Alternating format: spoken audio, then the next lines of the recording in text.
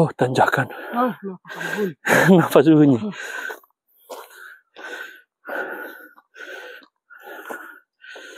Ini memang jalur yang sepi, teman-teman. Tidak ada rumah satupun di sini.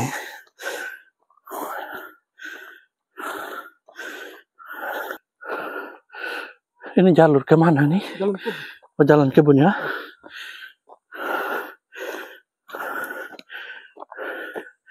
Ini memang jalur yang sepi sekali. Nah, teman-teman, ini kita sudah mendekati lokasi TKP. Sebagaimana yang saya katakan tadi, memang ini semua dipenuhi semak belukar dan ada bekas galian batu putih di sini. Kurang lebih dari sini ke tempat tinggal Mama Emi itu sampai di sini sudah berjarak sekitar 300-400 meter.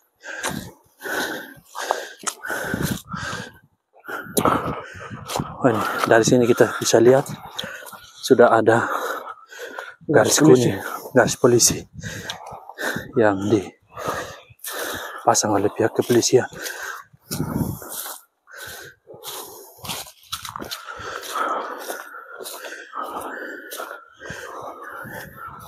Ini lokasi tempat kejadian. Darah di sini. Hah? Ada darah kemarin di sini. Waktu itu ditemukan darah di mana? Di sini. Oh, ini. Oh, ini ya? Nah, ini.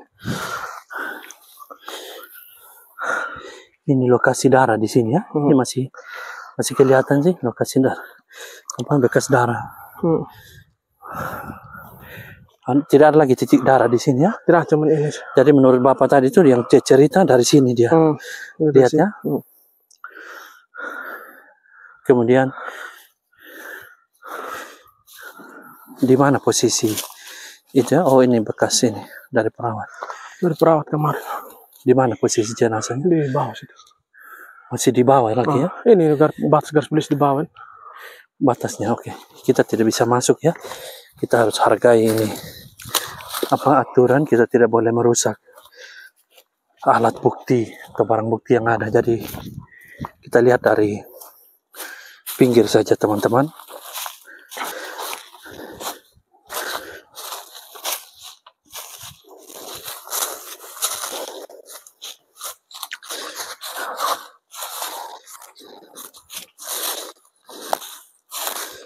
Di mana posisi jenazah itu? Apa di sini? Oh, ini bekas di apa ya? Diseret. Kalau kita lihat ini bekas. Kalau Anggo di mana posisinya itu apa? Jenazah ya? Masih tahu? Di sini. Hah? Di sini. Di sini ya? Oke, Bu Anggo di situ saja.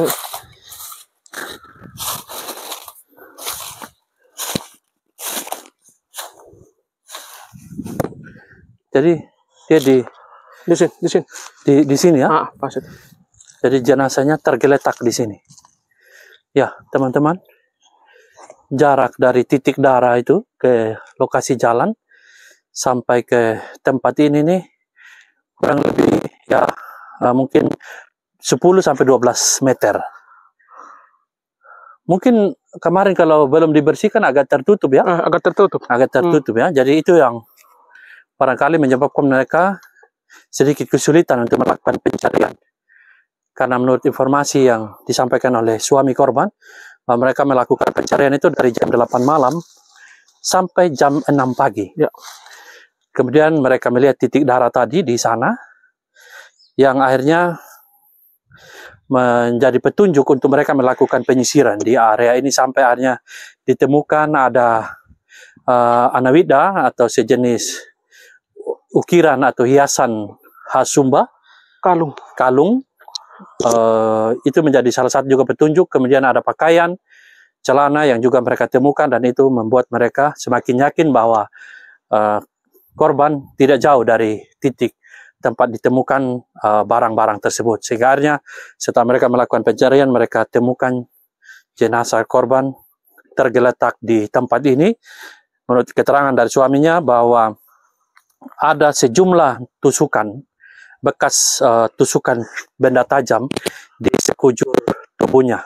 Di bagian depan, di leher, dan juga ada sayatan cukup lebar di bagian belakang dari tubuh korban. Nah, ini pihak kepolisian sudah memasang garis polisi, polis lain, sehingga kita tidak bisa untuk melintas ke dalam, dilarang melintas. Artinya supaya kita tidak merusak kemungkinan adanya petunjuk, barang bukti, alat bukti sebagai penunjuk yang ada di wilayah ini. Jadi sebagaimana yang, mari sini yang, sebagaimana yang teman-teman lihat, ini hampir tidak ada, nyaris tidak ada rumah. Ini tempat yang sangat sepi. Sangat sepi, tidak ada rumah sama sekali. Sehingga korban ini dieksekusi atau dianiaya, itu sangat mungkin tidak ada yang melihat dan mengetahuinya, kecuali mungkin kalau ada orang yang lewat jalur ini, baru mungkin mereka bisa melihat. Tapi itu kita tidak bisa mendahului kewenangan polisi untuk nanti melakukan langkah-langkah investigasi sehingga bisa mendapatkan keterangan dari saksi-saksi lainnya yang bisa menjadi petunjuk untuk mengungkap kasus ini. Agak mundur lagi. Ya, teman-teman, inilah titik darah yang ada di sini, menjadi petunjuk pertama yang dilihat oleh keempat orang yang bersama dengan suami korban saat melakukan pencarian. Tepat di pukul 6 pagi baru mereka menemukan jenazah korban. Dan sekali lagi saya ulang, mereka melakukan pencarian mulai dari jam 8 malam, sepanjang malam mereka melakukan pencarian sampai akhirnya korban ditemukan. Kurang lebih dari titik noda darah ini sampai ke tempat jenazah korban ditemukan itu kurang lebih sekitar 10 meter atau sampai 12 meter. Dan kalau boleh tahu jarak dari sini ke rumah sana ini kira-kira berapa meter lagi, Yang? Ini yang kita kelihatan sudah rumah di sini. Dari sini sudah kelihatan kampung ya? sudah. Ini Kampung Moli ya? Kampung Moli. Kampung Moli tempat dia tagih utang. Di sana ya? Ya, kalau saya lihat dari sini sampai ke Kampung Moli, kalau tembak lurus ya mungkin sekitar 500 meter ya. Itu rumah menara kelihatan. Kelihatan rumah menara ya. Berapa rumah di Kampung Moli? 1, 2, 3, 4, 5, 6. 6 yang di kampung, yang di bawah kampung itu ada 3 buah rumah. 6, jadi ada total 9 ya? 9 semua, tambah ada sekolah lagi sana, SD. Oh, ada SD juga ada di sana? SD sana. Ya, jadi pemukiman itu cukup ramai? Cukup ramai. Baik.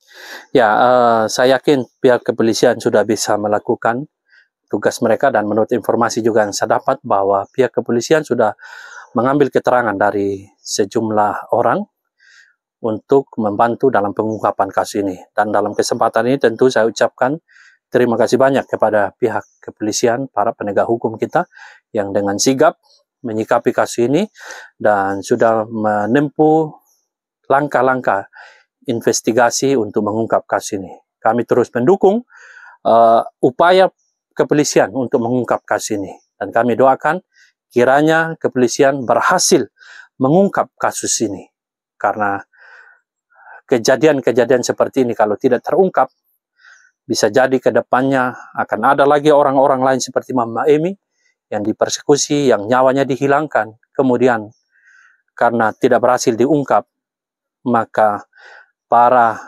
pelaku dan orang-orang yang konsisten melakukan tindakan kejahatan, mereka akan tetap melakukan tindakan yang tidak baik ini untuk menutupi akan jejak mereka. Kira-kira itu yang dapat saya sampaikan, teman-teman. Mudah-mudahan melalui informasi ini bisa menolong teman-teman juga untuk mengikuti kasus ini, dan juga sekaligus harapan kita adalah lewat apa yang kita muat ini menyampaikan pesan kepada seluruh pihak untuk melihat dan mengungkap kasus ini dengan sebaik-baiknya. Begitu pula bagi kita sekalian, agar kita berhati-hati, senantiasa waspada dalam segala hal, karena kita tidak pernah tahu bahwa kejahatan itu bisa terjadi kapan saja, di mana saja, manakala ketika para pelaku kejahatan memiliki kesempatan dan niat untuk melakukan tindakan-tindakan kejahatan tersebut. Kiranya Tuhan menolong kita dan menghindarkan kita dari segala kejahatan-kejahatan serupa. Dan kita doakan keluarga korban agar diberi kekuatan penghiburan oleh Tuhan, dan juga agar Tuhan kiranya membuka jalan sehingga kasus ini bisa terang benderang di mata hukum sampai akhirnya pelaku ditemukan dan menerima konsekuensi hukum yang seharusnya ia terima. Demikian dari saya, admin Sumba TV, melaporkan untuk teman-teman sekalian. Tuhan memberkati kita sekalian.